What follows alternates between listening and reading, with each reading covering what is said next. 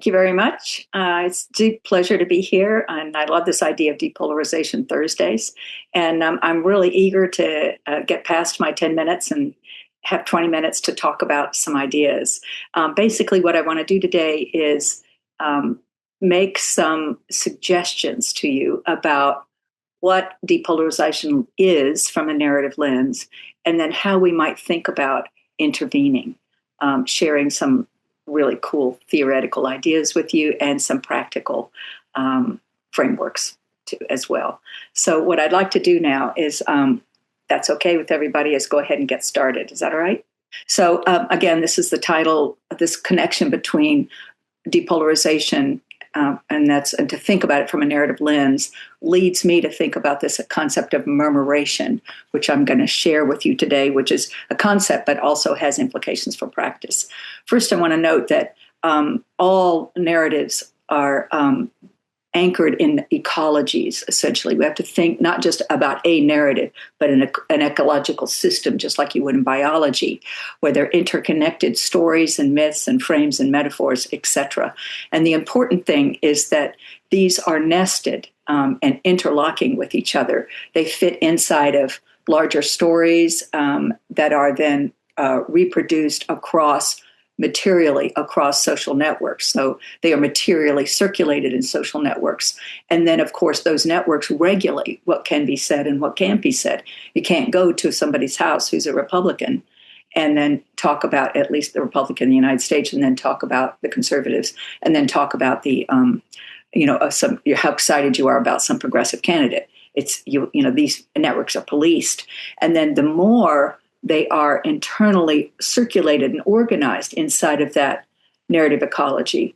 And that's what most systems restrict, of any kind, biological or otherwise, restrict the introduction of new information or new materials or et cetera. So they're inevitably closed and simplified in that process. And that's what we're up against when we think about depolarization.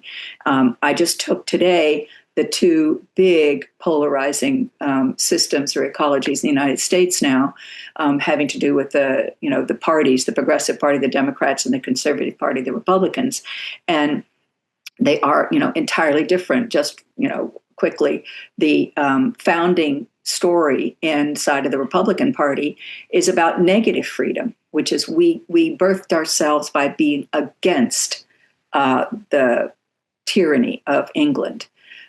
Whereas in the Republican Party, the story of how we came to be is a continuous struggle about rights that are being increasingly extended to more and more groups of people, and that is progress. That is the enactment of democracy. So you can see, this is what we're living with today in the United States. Now, this is the really important point I wanted to share with you. Once you think about ecologies and you understand they're closed systems, they are anchored with their opposite, right? I'm trying to say that they function to maintain their internal coherence because they are delegitimizing another ecology.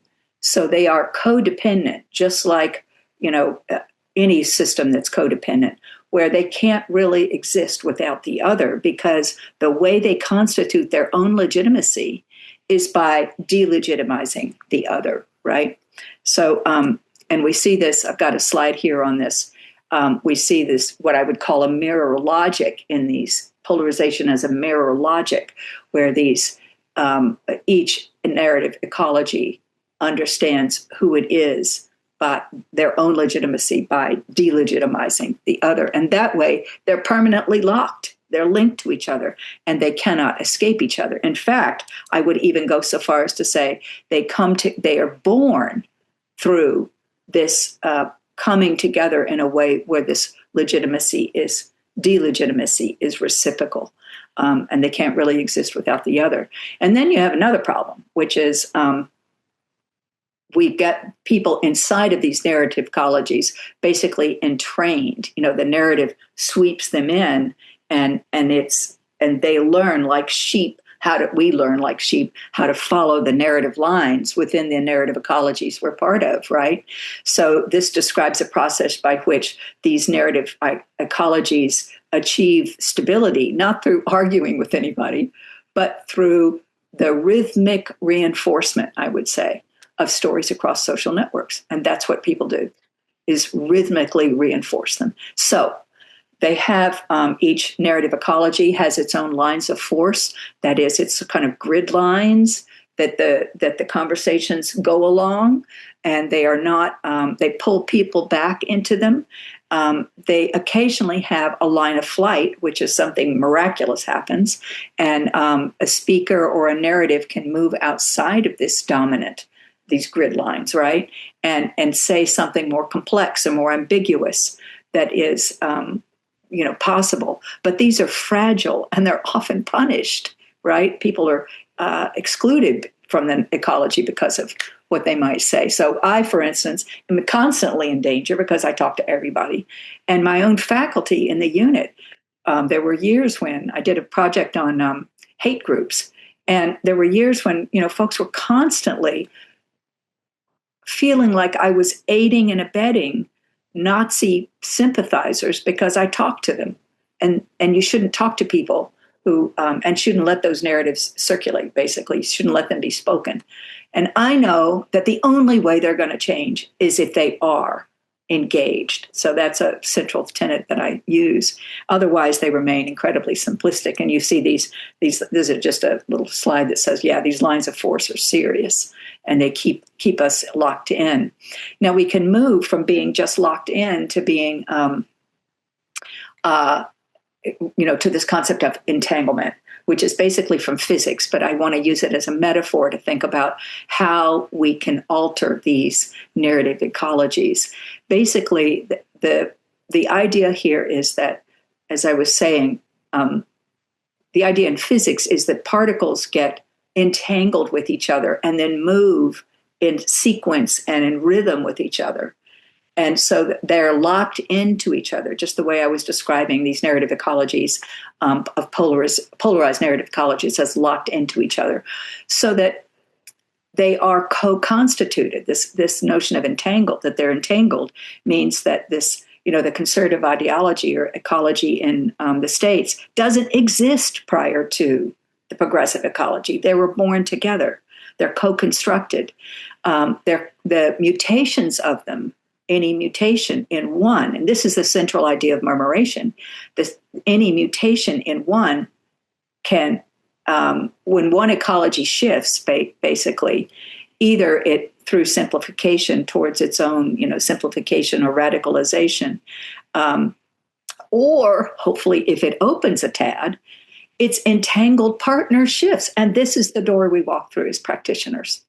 If we can make small shifts in the locations where we have conversations and think about all the conversations those folks are going to have with other people, sitting down saying, I talked to this person, Sarah Cobb, last night. That was really interesting. So a woman I know in Texas who was in the conservative, she was one of in these groups labeled as a hate group, she was astounded to meet somebody like me. And I had a ball talking to her. We both had 7 children.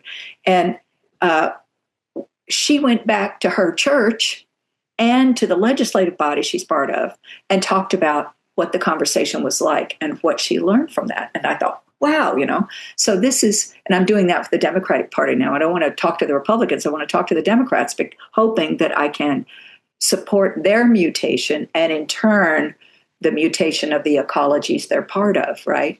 And a central idea in quantum mechanics is that, if you even observe a particle, it changes. And from a narrative lens, observation is reflection. So all we have to do is support the reflection towards these lines of flight in the narrative ecologies and basically this is a practice of murmuration, and it has 3 components. First, first we legitimize. You cannot join any ecology, yours or anybody else's, without legitimizing that ecology. Things about it that are good, that are valuable, that you've noticed, that you find interesting, that you basically affirm.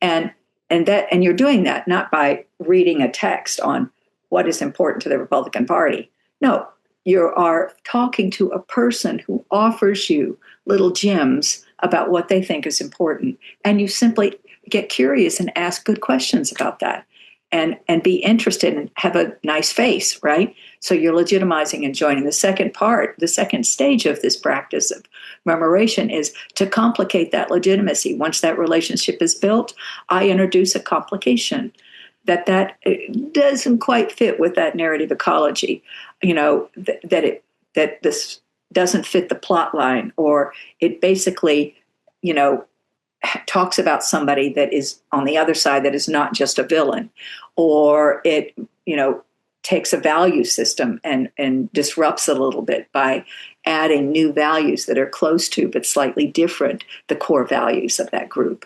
And basically, this is a process of exploring the shadow, which is where narrative ecologies, we know that they suppress certain stories. All narrative ecologies do. And so this murmuration or remurmuration is about, surfacing suppressed stories. And Bell wrote a book called Stories That, let's see. Anyway, I can't remember the title of the book, but it was about, basically her central concept is they're stock stories all the time. And being curious about those stock stories opens them up. And then you can help them think across these contradictions and et cetera that are part of these suppressed stories. You might think of a progressive. I'm talking to a progressive, and I talk about, well, wait a second, there are liberals that really care about tradition, which is a Republican concept. Or there are conservatives, Republicans, that actually support climate action.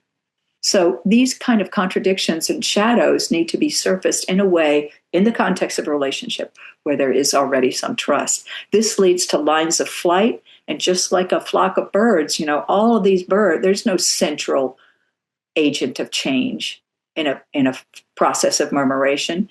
It's local, it's decentralized, so that and this is my hope, is that inside of these highly rigid ecologies, we can find some pathways for change. So you don't have to reach this last point down here at the bottom of the slide. We don't have to get to consensus. We don't need a shared narrative. We only need to think about how to engage other people in ways that is slightly, that opens the stories that they're telling.